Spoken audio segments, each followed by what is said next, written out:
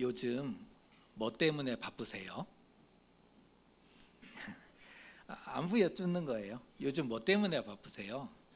우리는 무엇 때문에 바빴나? 사람은 옳다고 생각하는 방향을 향해서 걷죠.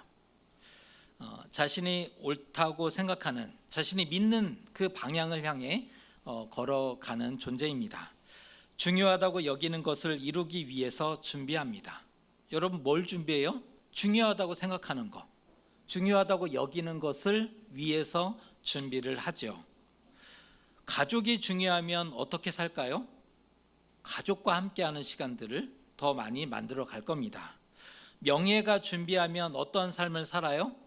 명예를 위해서 하루하루를 정직하게 최선을 다해서 또 1년, 2년을 그렇게 걸어가게 될 거예요. 돈이 중요하다고 생각하면 어떻게 살까요? 돈이 중요해요? 수단과 방법이 중요하지 않죠? 수단과 방법은 상관없이 돈을 버는 것이 중요하게 될 겁니다. 왜요? 그 사람은 돈이 소중하기 때문입니다. 가족이 중요하면 가족을 생각하고, 명예가 중요하면 명예를 준비하고, 돈이 중요하면 돈을 벌려고 하는 것이 사람입니다. 일생을 살았는데 그 준비한 것과 일생 준비한 것과 방향이 잘못됐음을 마지막 순간에 알았다면 최악입니다. 일생을 살았어요. 일생을 준비하고 걸어왔어요. 그 방향을 향해 온 힘을 향해 걸어갔는데 그것이 잘못됐음을 마지막 순간에 알게 되었다면 절망이죠. 살면서 아무도 말해주지 않았다면 그거 아닌 것 같아요. 왜 그러세요? 살면서 아무도 말해주지 않았다면 여러분을 사랑한 거 아니에요. 그렇죠? 우리가 살아오면서 수많은 사람을 만나잖아요. 만나는데 그 틀린 것을 틀렸다고 아무도 말해주지 않았다면 나를 사랑한 게 아닌 거죠. 정말 이런 말 하기는 어렵지만 아무리 생각해도 이거는 아닌 것 같아요 라고 얘기를 하는 사람은 그 고마운 사람입니다.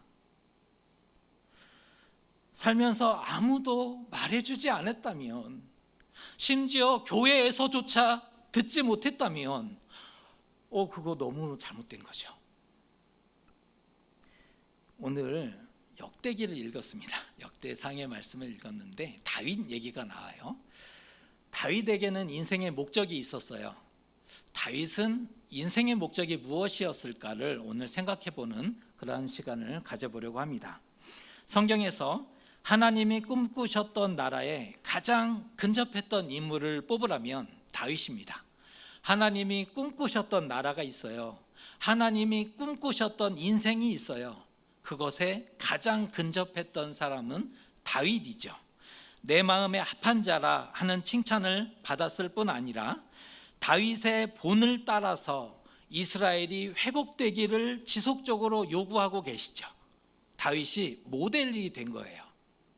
다윗의 본을 본받아서 이스라엘이 진심으로 회복되기를 하나님이 끊임없이 요구하고 계신 것을 알 수가 있다는 거예요. 다윗의 인생을 어떻게 설명하면 좋을까요? 어떤 말로 설명해 낼 수 있을까요? 오늘 우리는 이것을 확인하셔야 합니다. 다윗의 인생을 이것이다 이렇게 정의하고 설명해 낼 수 있으셔야 한다는 거예요. 그는 하나님의 선택하심으로 기름 부음을 받게 되죠. 하나님의 선택이 있었어요. 그 선택으로 인해서 기름 부음을 받게 되었고, 긴 훈련과 고난의 시간이 있었지만, 긴 훈련의 시간이 있었죠. 고난, 아픔의 시간이 있었다는 거예요. 그럼에도 마침내 이스라엘의 왕이 될 수 있었습니다. 왕이 되고 많은 우선순위, 급한 일들이 있었겠지만 가장 먼저 하나님의 궤를 모시는 믿음의 선택을 하죠. 이 말씀이 지난주 우리가 살펴봤던 말씀이에요. 왕이 되고 나서 가장 중요한 일들이 많았겠지만 그는 하나님의 궤를, 여호와의 궤를 모셔오는 믿음의 선택을 가장 먼저 했다는 겁니다. 다윗은 언제나 하나님께 묻기를 잘했어요. 다윗은 하나님께 묻는 것을 잘했던 사람입니다. 사울 왕이 자신을 추적할지를 물어요. 사울 왕이 이리로 올라올까요 말까요? 하나님 또 일러주시죠. 전쟁에 나갈 때 물어요. 이 전쟁에 나가서 싸울까요 말까요? 블레셋이 쳐들어올까요 말까요? 하나님께 물어요. 그리고 다윗은 마음에 품은 뜻을 하나님께 아뢰고 물어요.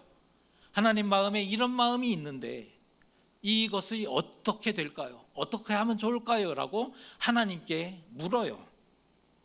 결정적으로 하나님이 말씀하시고 응답하시면 순종하죠.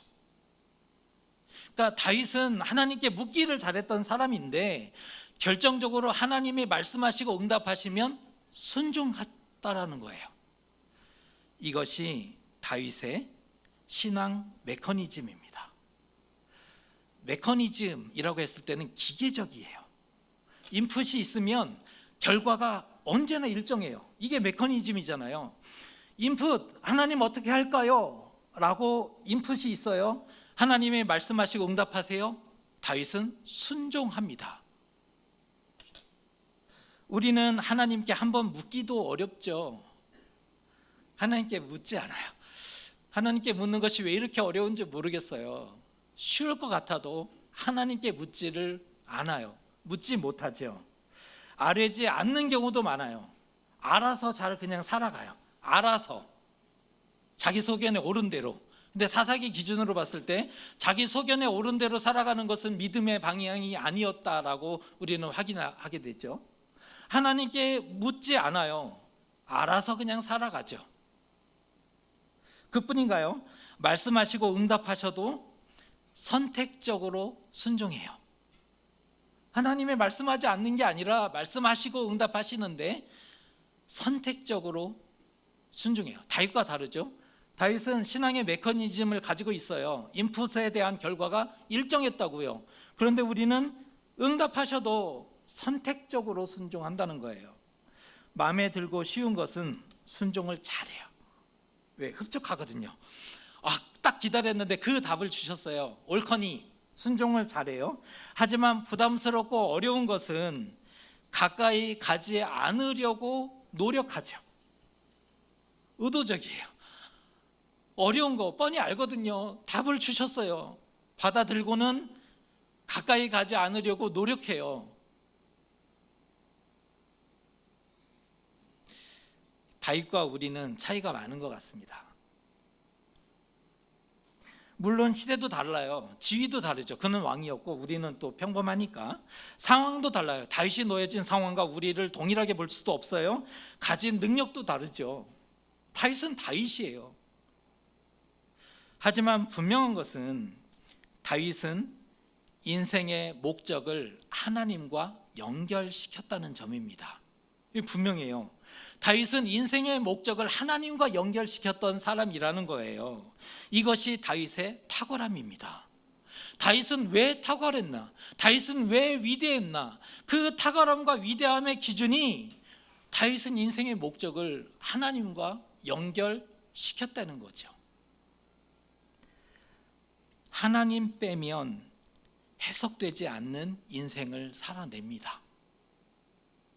다윗은 하나님 빼면 해석되지 않는 인생을 살아가요.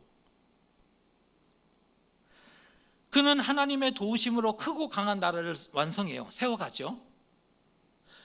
많은 전쟁을 치렀는데 그 전에 사울 왕도 있었고 사사들도 있었어요. 하나님의 특별한 힘과 사명을 가진 이들도 있었죠. 그런데 그때는 졌는데 블레셋과의 얼마나 괴로움을 당했습니까? 지배를 당했고 많은 것들을 약탈당했죠. 블레셋과의 전쟁에서 그런데 다윗 때 이깁니다. 에돔과의 전쟁에서 승리하고요. 모압과 암몬, 소바라는 나라들과의 전쟁에서 다윗은 승리해요. 이전에는 졌는데 어떻게 다윗 때는 이길 수 있었을까? 그 차이가 뭘까?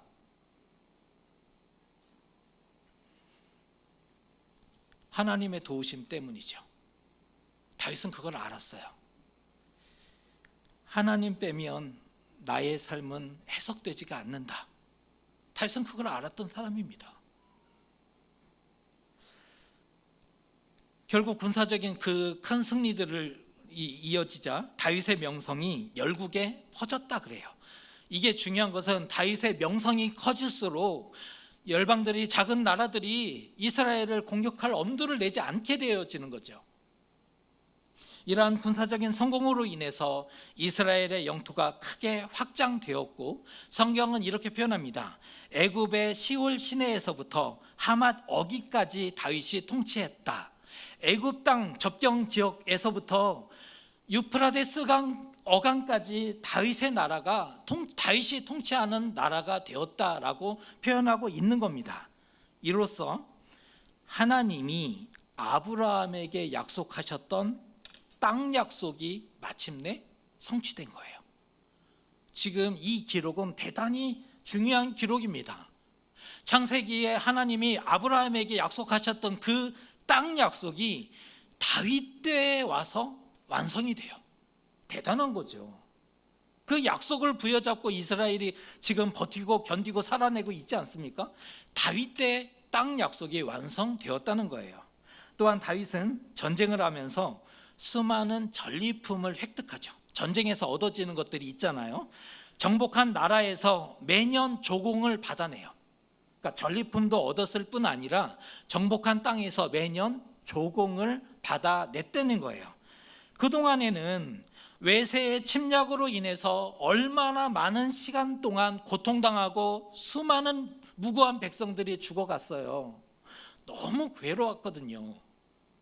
고통받고 죽임을 당해야 했어요. 하지만 다윗의 승리로 인해서 온 땅에 평화를 가져올 수 있었다는 거죠. 땅에 찾아온 샬롬. 땅에 찾아온 샬롬. 이런 경험 처음이지 않습니까? 이스라엘 역사에서 지금 처음이에요. 땅에 찾아온 샬롬. 처음입니다. 평화로다. 하나님 주신 땅에, 그 약속의 땅에 지금 땅 약속이 성취되었는데 그 땅이 평화로웠다. 이 기록은 우리는 이렇게 평면적으로 읽지만 이스라엘은 이건 너무나 감동적인 거거든요. 감격적인 거거든요. 얼마나 고대하고 기도했던 그 기도의 제목이었어요. 다윗의 목적은 무엇이었을까요? 다윗이 목표로 한 목적이 있었을 거잖아요. 다윗의 목적은 무엇이었을까? 크고 강한 나라가 그가 꿈꿨던 목표였을까? 목적이었을까? 여러분 어떻게 생각하세요? 그래서 군대를 보내서 자신들을 위협했던 이방 나라들을 힘으로 정복해버려요. 다시는 그동안 너희 우리를 괴롭혔지, 완전히 다시 도전하지 못하도록 그 땅을 황폐하게 만들고 수많은 사람들을 죽이는 것이 다윗의 목적이었을까요? 만일 그것이 사실이라면 피에 굶주렸다고밖에 설명하지 못해요. 피에 굶주린 사람이 되는 거죠. 복수의 화신이 되는 거잖아요. 그동안 우리 얼마나 괴롭혔느냐, 하나님의 백성을. 그래서 복수를 하는 거예요. 처절하게, 동일하게 너희들이 우리를 괴롭힌 그 이상으로 갚아내는 거예요. 하지만 다윗은 전쟁광이 아니었죠. 전쟁에 미친 사람이 아니었다는 거예요. 오히려 하나님을 사랑한 사람이고 이스라엘 백성을 지키고자 헌신한 사람임을 우리는 알 수 있죠. 하나님을 사랑했어요. 그리고 이스라엘 백성을 그들을 지키기 위해서 헌신했던 사람임을 알 수가 있다는 거예요. 골리앗이 감히 하나님의 이름을 모욕했을 때 소년이었던 다윗이 만군의 여호와의 이름으로 나가서 싸웠죠. 이스라엘의 용사라고 할 수 있는 장수들이 수많은 사람들이 있었지만 기골이 장대했던 골리앗을 상대로 감히 나아가서 상대하지 못했어요. 그때 소년이었던 다윗이 그 골리앗을 상대로 만군의 여호와의 이름을 들고 나가 싸워요. 하나님의 군대를 모욕하자 다윗이 거룩한 분노로, 소년이에요, 소년. 성인이 아니었기 때문에 군대에 끌려가지 않았던 거죠. 소년이었던 다윗이 골리앗을 상대해서 싸워 이기지 않습니까? 이처럼 하나님을 위해, 백성을 위해 싸웠기에 하나님이 도우셨던 것이고 승리를 안겨 주셨다는 것을 우리는 확인할 수 있다는 겁니다.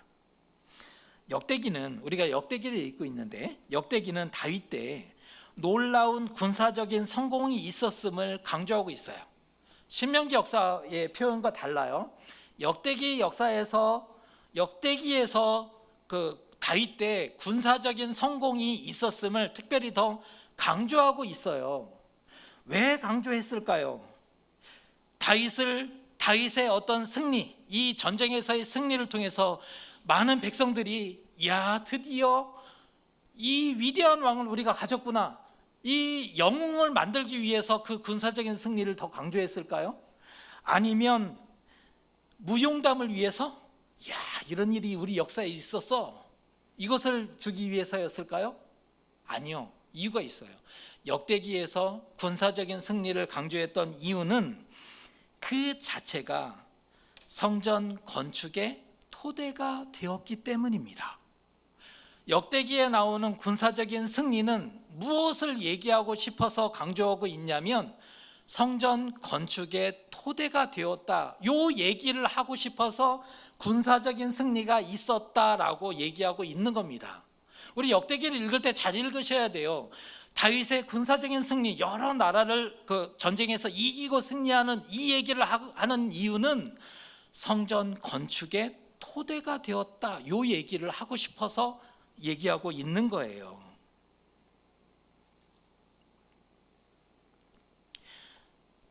다윗으로 인해서 성전을 건축할 평화의 시대가 도래했습니다. 짜잔, 이 시대가 달라졌어요. 다윗으로 인해서 성전을 건축할 평화의 시대가 하나님이 약속하신 땅에 펼쳐졌다, 이 얘기를 성경은 써주고 있는 겁니다. 큰 이야기를 써주고 있는 거죠. 또 전쟁하면서 수많은 전리품을 모아요. 이방 나라에서 수많은 전리품을 뺏어와요. 조공을 받아요. 셀 수 없이 많은 금과 은과 놋을 가져왔다 그래요. 뭐 하려고요? 뭐 하기 위해서? 그 얘기를 18장 11절에서는 이렇게 얘기합니다. 다윗 왕이 그것도 여호와께 들이되 에돔과 모압과 암몬 자손과 블레셋 사람들과 아말렉 등 모든 이방 민족에게서 빼앗아 온 은금과 함께하여 드리니라. 다윗은 지금 무엇을 하고 있는 중이에요? 성전 건축 준비를 하고 있는 중입니다. 전쟁에서 싸워 이겼다, 많은 전리품을 얻었다, 이 얘기를 하고 있는 얘기가 아니라 성전 건축 준비를 하고 있는 중인 거예요. 그 얘기를 하고 있는 겁니다. 다윗에게는 큰 그림이 있었어요. 다윗에게는 계획이 있었다는 거예요. 성전 건축을 누구보다 사모하고 열망하죠. 내가 사랑하는 하나님을 위해, 나를 선택하시고 기름 부으신 여호와 하나님을 위해 성전을 건축하리라, 이러한 기도 제목이 있었고 열망이 있었다는 거예요. 하지만 간절히 기도했으나 보기 좋게 거절당하죠. 정말 간절히 기도했어요. 그 기도하는 장면도 역대기에는 기록해주고 있어요. 하지만 보기 좋게 거절당하죠. 22장 8절에 이렇게 표현되어 있습니다. 우리가 같이 한번 읽어보겠습니다. 여호와의 말씀이 내게 임하여 이르시되 너는 피를 심히 많이 흘렸고 크게 전쟁하였느니라. 내가 내 앞에서 땅에 피를 많이 흘렸은즉 내 이름을 위하여 성전을 건축하지 못하리라. 아무리 열망하고 기도할지라도 성전 건축은 아무에게나 허락되지 않아요. 다윗에게조차 허락되지 않았어요. 다윗은 전쟁의 사람이었대요. 싸울 수밖에 없었죠. 왜요? 땅의 평화를 가져와야 했어요. 다윗은 전쟁의 사람이었고 피를 많이 흘렸기에, 피를 흘린 사람이기에 하나님의 성전을 건축하는데 부족한 게 된 거죠. 부족해 보였어요. 그 점에서 하나님이 거절하시자 다윗이 좌절했을까요? 기뻐했을까요? 자, 우리였다면 하나님이 준비하지 말아라, 우리에게 그렇게 응답하셨다면 우리는 반드시 기뻐했을 겁니다. 다행이다 라고 생각했겠죠. 왜요? 성전을 건축한다는 것은 부담이죠. 또 책임져야 할 부분이 많을 수밖에 없잖아요. 얼마나 걸릴지, 시간이 얼마나 걸릴지, 얼마나 많은 것들이, 생각하기만 해도 아마 경험이 있으신 분들은 이게 힘들었다, 힘들다라는 것들이 이미 경험적으로 아실 거라 생각해요. 우리는요, 그 하나님이 부결 안 된다라고 했다면 다행이다, 내심 다행이다 라고 생각했을 거예요. 그런데 다윗은 이때 놀라운 선택을 합니다. 어떤 선택을 하냐면, 성전을 지을 수는 없지만 건축 준비는 할 수 있지 않습니까? 우리와 달라요. 우리는 감사하다 이제 자유롭게, 무거운 짐이 이제 완전히 놓여진 거예요. 그렇죠? 우리는 무거운 짐이 이제 다 놓여졌죠. 자유로워요. 그런데 다윗은 성전을 지을 수는 없지만 건축 준비는 할 수 있다라고 이런 선택을 했다는 거예요. 이에 아브라함이 이삭을 번제했던 모리아 산을 성전 건축 터로 결정합니다. 창세기에 보면 아브라함이 외아들 독자 이삭을 하나님께 번제했잖아요. 하나님이 위해서 멈춰졌지만 아브라함 입장에서는 이미 아들을 드린 거죠.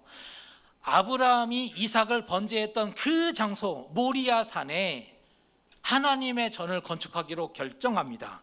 그리고 다윗은 기도해서 하나님 앞에 성전 설계도를 받아내요. 다윗이 자기가 건축할 거 아니에요. 그런데 하나님 앞에 기도해서 달라고, 하나님 주십시오, 하나님 주셔야 합니다, 달라고 해서 성전의 설계도를 받아내요. 이게 참 특별한 사람이죠. 뿐만 아니라 금과 은과 놋을 무수히 준비했다라고 표현합니다. 역대상은 지금 성전 건축 준비를 어떻게 하고 있는지를 쭉 나열하고 있어요. 사용할 돈, 성전에 사용할 돌을 석수를 시켜서 다듬게 시켜요. 아들 때, 솔로몬 때 성전이 건축될 거예요. 그때 다듬어도 되는 돌을 다윗은 지금부터 다듬어요. 석수를 시켜서. 참 대단한 사람이죠. 못을 만들어요. 못을, 성전을 건축하는데 못이 많이 필요할 텐데 지금 못 만드는 기술자에게 못을 만들어라 지시해서 못을 만드는 것을 지켜보고 있어요. 이게 도대체 어떤 인물인지 모르겠어요. 백향목을 무수히 준비했대요. 백향목을, 하나님의 성전을 짓는데 이 목재가 최고급 목재였으면 좋겠다. 그래서 두로 나라에 백향목을 수은해서 가져오는 장면도 기록해 주지 않습니까? 그가 성전을 위해서 준비한 금에 대해서 10만 달란트를 준비했대요. 여러분 놀라지 않으시는데 그가 익숙한 단위로 환산하면 3,400톤이에요 1톤짜리 3,400대를 준비해 놓은 거예요. 금, 어제 시세로 금 1kg가 1억 2천이에요 1억 2천, 1kg가 3,400톤이면 도대체 얼마인지 세함이 안 되죠. 그걸 준비해놔요. 은을 100만 달란트를 준비했대요. 100만 달란트, 이거를 환산하면 34,000톤이에요 34,000, 1톤짜리 34,000대를 준비해 놨다는 거예요. 은을. 심지어 석수와 목수와 온갖 일에 익숙한 사람을 양성해 놔요. 아들 때 이것을 양성한다면, 목수를 양성한다면 오랜 시간이 걸릴 것이고 하나님의 성전을 최고의 기술자가 건축해야 되는데 지금부터 양성해 놓는 거예요. 목수와 석수에 대해서. 감동인 것은 자기 영광이 되지 못할 줄 뻔히 알아요. 성전 건축은 누가 완공했어요?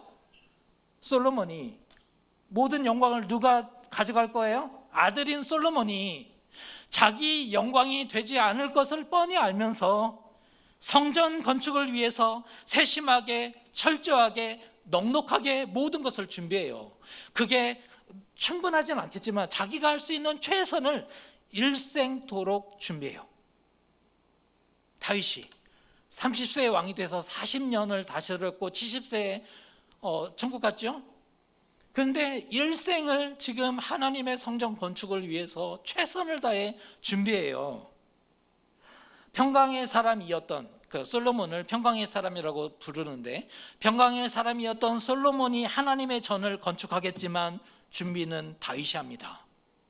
성전 건축은 솔로몬이 하겠지만 준비는 다윗이 해놔요. 열심히 특심했던 사람이고 부담이나 짐으로 여기지 않아요. 다윗은 부담이나 짐으로 여기지 않고 좋아서 준비하고 있어요. 기쁘게 준비하고 있는 모습을 우리는 성경을 읽어내면서 지금 솔로몬에게 유언하면서 어떤 마음으로 유언하고 있는지가 그대로 드러내고 있는 장면이죠. 하나님을 사랑한 사람 드러나요. 그냥 하나님을 사랑한 사람이다, 하나님 만난 사람 맞다 드러나요. 그리고 자식을 사랑한 아버지 드러나요. 만일 솔로몬이 왕이 된 후에 건축을 위해 필요했던 모든 비용과 재료와 사람을 그때서 준비했다면 어떻게 됐을까요? 오랜 시간이 걸렸을 거예요. 왜요? 그때부터 비용에서부터 사람에서부터 재료에서부터 오랜 시간뿐 아니라 아마 완성되지 못했을 수도 있죠. 사진 하나 보여드릴게요. 어딜까요? 여행 좋아하시네요. 다녀오셨고 아마 인증 사진도 있으신 분도 있을 텐데, 스페인에 있는 사그라다 파밀리에 성당. 이게 발음이 이상한데 성가족 성당이에요. 이거를 스페인어로 하다 보니까 사그라다 파밀리아 성당 이렇게 되는데, 성가족 성당인데 1882년에 건축이 시작돼요. 1882년 140년이 지난 지금도 건축 중입니다. 우리 세대에 끝날지도 몰라요. 아무도 몰라요 저거. 근데 저 성당이 1차, 2차 세계대전을 거쳤어요. 맞잖아요. 1882년부터 건축 중이었다니까. 세계대전을 거치면서 조금 무너지면 다시 복구하면서, 그러니까 시간이 더 길어질 수밖에 없었는데, 성당 하나 짓는데도 막대한 비용이 필요합니다. 국가적인 지원이 필요한 거예요. 성당 하나 짓는데도 물리적인 시간이 필요한 거죠. 이거는 단축이 안 돼요. 물리적인 시간이 필요해요. 숙련된 사람이, 어마어마한 사람이 필요하죠. 지금 무슨 얘기를 하고 있어요? 다윗이 아니었다면 하나님의 전은 지어지지 못했다는 얘기를 하고 있는 겁니다. 다윗이 아니었다면 하나님의 전은 지어지지 못했을 겁니다. 우리에게 해야죠. 우리는 하나님과 자식을 위해서 무엇을 준비하셨습니까? 이게 어려운 질문이지만 우리도 해야 돼요. 안 하면 안 되잖아요. 우리는 하나님과 자녀를 위해 무엇을 준비하는가? 무엇을 남기려고 그리 열심히 살아가십니까? 우리 부모님 세대 얘기 들어보면 다리 한 번을 뻗고 자지 못했다, 이런 얘기 많이 들어보셨을 거예요. 왜요? 열심히 살아야 했어요. 그때는 어려웠고, 자식 입에 뭘 넣어주기 위해서 자기 때는 고생하지만 자식 때는 고생하지 않았으면 좋았으니까 그 마음으로 다리 한 번을 뻗지 못하고 그렇게 고생하면서 일생 준비했어요. 우리 부모님 세대, 아마 우리 세대도 그럴지 모르겠어요. 그처럼 우리도 열심히 살았어요. 헛되게 살지 않았다면 우리 인생 최선을 다해서 정말 잘 살아보려고 열심히 살았다고요. 땀 흘렸고 애썼어요. 그런데 한번 보자는 거예요. 우리는 무엇을 남기려고 그렇게 열심히 지금 살아가고 있는가 생각해 보자는 거예요. 성공을 남기기 원하셨어요? 부를 남겨. 우리 아이 자식 때는 고생 안 했으면 좋겠다. 돈이 없어서 고생 안 했지. 그래서 부를 남기기 위해서 애쓰시는 겁니까? 명예를 혹은 권력을 대체 뭐 남기고 싶어서 지금 우리가 열심히 달려가고 있는 걸까요? 우리의 인생의 목적은 뭘까요? 다윗은 하나님과 믿음을 남기려고 일생을 준비합니다. 하나님을 위해서 성전을 건축했잖아요. 이 성전을 건축한 이유가 뭐예요? 믿음을 주기 위해서잖아요. 하나님과 성전은 결국 믿음 얘기인 거예요. 믿음을 남겨주기 위해서 일생을 준비한 사람이 다윗이에요. 오늘 말씀에도 얘기하잖아요. 내 아들아, 이스라엘의 하나님 여호와를 위해서 성전을 건축하라. 성전을 건축하는 게 네 목표다라는 것을 얘기하고 싶었을까요? 아니면 여호와 하나님을 잊지 말아라, 하나님을 경외하는 사람이 되거라, 이 얘기를 하고 싶었을까요? 후자잖아요. 후자. 하나님을 경외하는 사람이 되어라. 이스라엘은 하나님의 백성이다. 하나님의 백성은 하나님을 경외하는 사람들이 되어야 한다, 이 얘기를 하고 있는 거죠. 다윗은 성공한 사람이에요. 결과적으로 그렇게 판단할 수 있어요. 다윗은 성공한 사람이다. 삶에서나 신앙적인 면에서도 훌륭하죠. 그가 실수도 있었고 무너짐도 있었지만 일생을 두고 보면 다윗은 성공한 사람이에요. 신앙적인 면과 삶에서 아주 훌륭합니다. 하나님과 믿음을 위해서 준비한 것이 없다면, 하나님과 믿음을 위해서 준비한 것이 없다면, 준비하지 않는다면 하나님이 인생의 목표가 아니라는 반증입니다. 우리가 하나님과 믿음을 위해서 준비한 게 없고 지금도 준비하지 않는다면 우리의 인생의 목적은 하나님이 아니라는 반증이라는 거예요. 이건 정말 두려운 말이지만 들어야 되는 말이죠. 내 성공과 행복을 위해서 하나님이 필요했어요? 그래서 믿는 겁니까?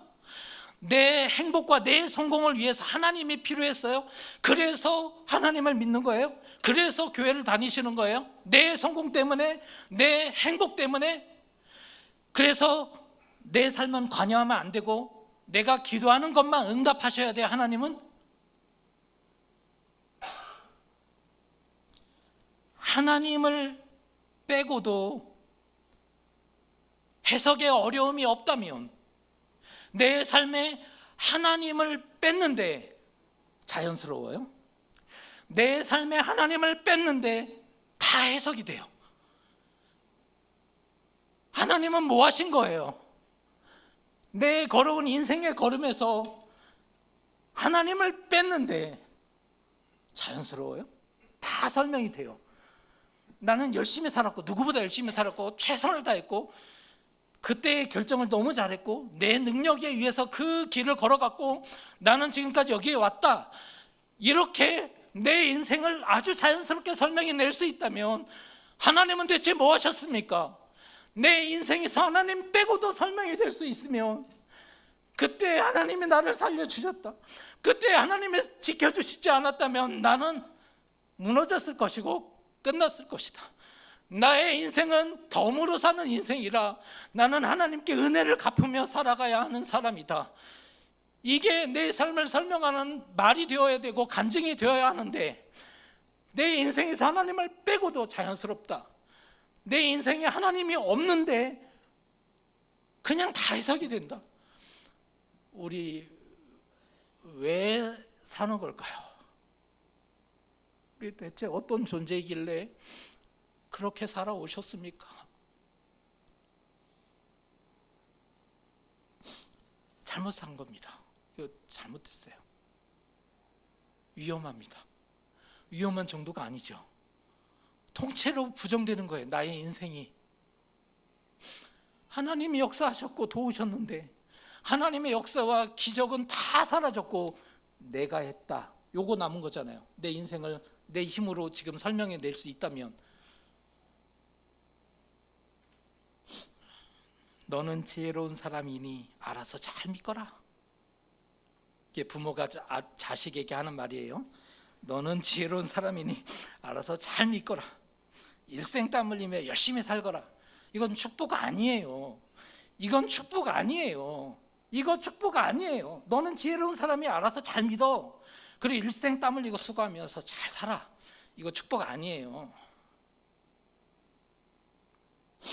부모가 돼서 믿음의 본도 못 보이고 믿음을 준비한 게 없다면 이거 사랑하는 거 아닙니다.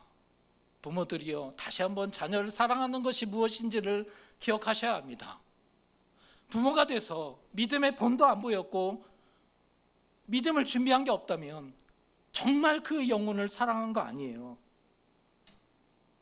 하나님의 대리자인데 부모, 하나님의 대리자라는 그 귀한 사명을 받아놓고 하나님의 대리자 실패한 거잖아요. 하나님의 대리자 실패. 믿음의 사람으로서도 꽝 열었는데 꽝이에요. 우리 아무도 꽝을 기대하지 않잖아요. 열었는데 꽝. 5,000원이라도 되어야 될 텐데 이게 꽝은 아닌 거잖아요.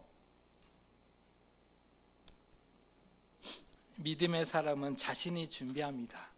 믿음의 사람은 준비할 수 있음을 기뻐합니다. 하나님, 준비할 수 있음에 감사합니다. 준비할 수 있는 은혜를 주셔서 감사합니다. 믿음의 사람은 자신이 준비해요. 그리고 그 준비할 수 있음을 기뻐하고 감사하죠. 자신이 땀 흘리고 더 많이 희생해요. 믿음의 사람은 자신이 땀 흘려요. 더 많이 희생해요. 그래서 믿음의 사람 옆에는 은혜 입는 사람들이 많은 거예요. 왜요? 믿음의 사람은 자신이 더 많이 수고하니까, 더 많이 땀 흘리니까, 더 많이 헌신하니까 그 믿음의 사람 옆에는 은혜 입는 사람들이, 은혜 받는 사람들이, 덕보는 사람들이 많은 거예요. 믿음의 사람이 있는데 은혜 받는 사람이 없다. 이건 논리적으로 성립이 안 돼요. 믿음의 사람이 있는데 덕보는 사람이 없어요. 은혜 받는 사람이 없어요. 이거는 틀린 말이에요. 둘 중에 하나겠죠. 믿음의 사람이 아니거나. 그 한 사람으로 인해 주변이 밝아지고 희망을 볼 수 있어요. 기도해 드릴게요. 우리 포기하지 맙시다. 나도 잘 모르지만 지금은 인내하고 견뎌야 될 때인 것 같아요. 지금은 제가 같이 기도해 드릴게요. 조금만 인내셨으면. 이게 믿음의 사람이요, 이게 붙잡아낸다니까요. 살린다니까, 힘을 준다니까요. 은혜를 끼친다니까요. 덕을 보게 한다니까. 옆에 우리 주변에 뭐가 많을까요? 우리 주변에 은혜와 덕을 끼치는 게 이 기적이 많아지고 있다고 생각하세요? 아니면 상처와 시험과 또 이렇게 아픔과 눈물이 많으세요?